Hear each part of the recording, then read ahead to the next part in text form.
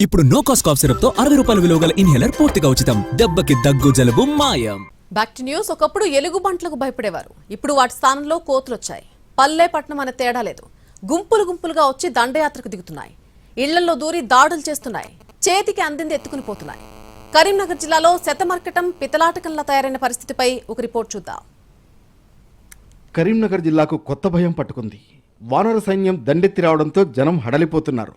కొండల్ని తవ్వి క్వారీలు చేయడంతో జంతువులు జనావాసాల మీద పడుతున్నాయి. మొన్నటి వరకు ఎలుగుబంట్లు అనుకుంటే ఇప్పుడు కోతులు హడలెత్తిస్తున్నాయి. అడవిలో ఆహారం దొరకపోవడంతో ఊళ్ల మీద పడుతున్నాయి.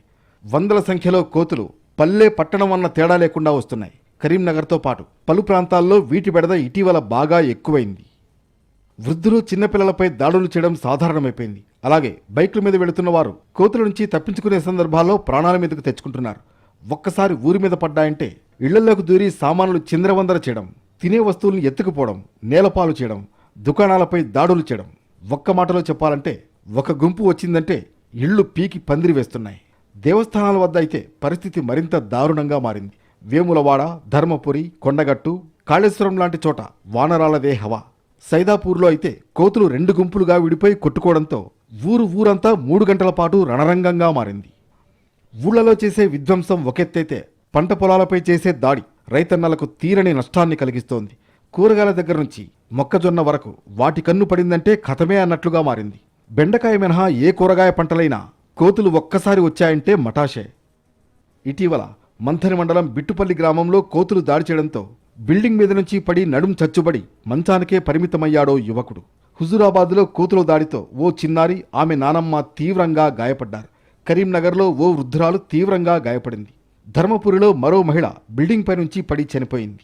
ఇలా కోతులు చేస్తున్న దారుణాలు అన్నీ ఇన్ని కావు. మర్కటాల్ని తరిమి కొట్టేందుకు చేస్తున్న శతకోటి ప్రయత్నాలు ఫలించడం లేదు. మొక్కలు పెంచితే అడవుల్లోకి వెళ్ళిపోతాయని ప్రభుత్వం భావించినా అది జరగడం లేదు. గతంలో పొలాల చుట్టూ వలలు కట్టి పంటల్ని కాపాడుకునేవారు. ఇప్పుడైతే వలల్నే కాదు, ఇనుప జాలీలు పెట్టినా పీకేస్తున్నాయి వానరాలు. కొండముచ్చుల ఫ్లెక్సీలు, పులిబొమ్మలు పెట్టినా ఒకప్పుడు బెదిరేవి, కానీ ఇప్పుడు వాటికి కూడా లొంగడం లేదు. ఈ కోతుల బెడద నుంచి ఎలా బయటపడాలన్నది ఎవరికీ అంతు చిక్కడం లేదు. దీనికి పరిష్కారం ఆ శ్రీరాముడే చూపాలని నిట్టూరుస్తున్నారు జనం. కోతుల బెడద తీవ్రమైంది. గుంపులు గుంపులుగా తిరుగుతూ ప్రజలను భయపెడుతున్నాయి. అంతేకాదు 3 ప్రాణాలు పోగొట్టుకున్నారు. ప్రతి గ్రామంలోనూ వానర బాధితులు కనిపిస్తున్నారు. కొన్ని చోట్ల కర్రలు పట్టుకుని గస్తీ తిరగాల్సిన పరిస్థితి వస్తోంది. ఇది ఉమ్మడి నిజామాబాద్ జిల్లాలో పరిస్థితి. నిజామాబాద్ పల్లెలపై వానరమూకలు దండయాత్రను ప్రకటించాయి. గుంపులుగా తిరుగుతూ గ్రామస్తులను భయభ్రాంతులకు గురిచేస్తున్నాయి. ఉమ్మడి జిల్లాలో కోతులు బాధిత గ్రామం లేదంటే పరిస్థితి ఎంత తీవ్రంగా ఉందో అర్థం చేసుకోవచ్చు. గుంపులుగా గ్రామాలు, పట్టణాలకు తరలి వస్తున్నాయి.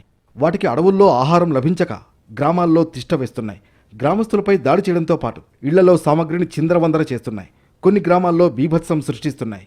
ఒంటరిగా వెళితే దాడులకు తెగబడుతున్నాయి. ఇంట్లో దాబాపైకి వెళ్లాలంటే తోడుగా ఓ మనిషి, కర్ర తప్పనిసరిగా కావాల్సిన పరిస్థితి వచ్చింది. ఇటీవలే ఆర్మూర్లో కోతుల గుంపు కేజీవీబీ విద్యార్థిపై దాడికి ప్రయత్నించగా అతడు బిల్డింగ్ మీద నుంచి పడి చనిపోయాడు. 2 ఏళ్ల క్రితం అడవి మామిడిపల్లిలో వాటి నుంచి తప్పించుకోబోయి 2 చిన్నారులు చెరువులోకి దూకి చనిపోయారు. గ్రామాల్లో ఒంటరిగా బయటకు రావాలంటే వణికిపోతున్నారు. ముఖ్యంగా వృద్ధులు, చిన్నారులు, మహిళలపై దాడులకు దిగుతున్నాయి. కోతులతో వస్తున్నాయి. మాకు ఆ సైన్ వాటర్ లేవు. తెల్లంటే కసుకుంటే ఆవరం మీద అంటున్నాయి. అవి మేము దిగితే కారతానికి వస్తున్నాయి. మమ్మల్ని మొత్తం కడుతున్నాయి. పిల్లలని స్కూల్ కొని ఇస్తలేవు. బుట్లను ఎత్తుకపోతున్నాయి. అంత ఇదంతా కంగారు చేస్తున్నాయి. కోతులు పీకెత్తున్నాయి. పీకేసి వెళ్ళిపోతున్నాయి. అనేది వస్తున్నాయి. తలుపులు గోంట అడ్డం ఉంటేనే అలా పోయి వచ్చి మొన్న అట్టడి బియ్యం బుక్కేసి పీకింది. ఆడ బోల్రేసి పీకింది మరి బియ్యం. గ్రామాల్లో కోతులు వీరంగంతో విసిగిపోయి వాటిని పట్టుకునేందుకు ఏటా లక్షలు ఖర్చు చేస్తున్నారు. వాటిని పట్టుకుని అడవిలో విడిచిపెడుతున్నా మళ్లీ తిరిగి గ్రామాల మీదకే వస్తున్నాయి. కోతుల భయంతో తలుపులు మూసుకుని ఇంట్లోనే ఉండాల్సి వస్తోంది. స్కూళ్లలో మిడ్ డే మీల్స్ కూడా విద్యార్థులు ప్రశాంతంగా తినలేకపోతున్నారు. డిచ్పల్లి మండలంలో ఒకప్పుడు దొంగల కోసం రాత్రిళ్లు గస్తీ తిరగ్గా ఇప్పుడు కోతుల భయంతో కర్రలు పట్టుకుని కాపలా కాస్తున్నారు. మరోవైపు వానరాల వల్ల పంటలకు తీవ్ర నష్టం కలుగుతోంది. నారు వేసిన కొన్ని రోజులకే పీకేస్తున్నాయి. పండ్ల తోటల్ని సర్వనాశనం చేస్తున్నాయి.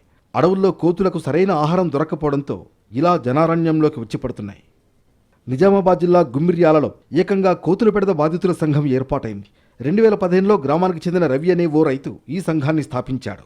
గుమ్మిర్యాల గ్రామం ఒకప్పుడు వేరుశనగ పంటకు ప్రసిద్ధి కాగా కోతుల బెడదతో ఇప్పుడు ఆ గ్రామంలో ఆ పంటను వేయడం మానేశారు. కోతులు ముట్టని ఆవా, పసుపు సాగు చేస్తున్నారు. వనం నుంచి జనంలోకి వచ్చిన వానరాలు జనాలను ముప్పు తిప్పలు పెడుతున్నాయి. ఇప్పటికైనా ఈ సమస్య పరిష్కారం దిశగా ప్రభుత్వం దృష్టి పెట్టాలని కోరుతున్నారు.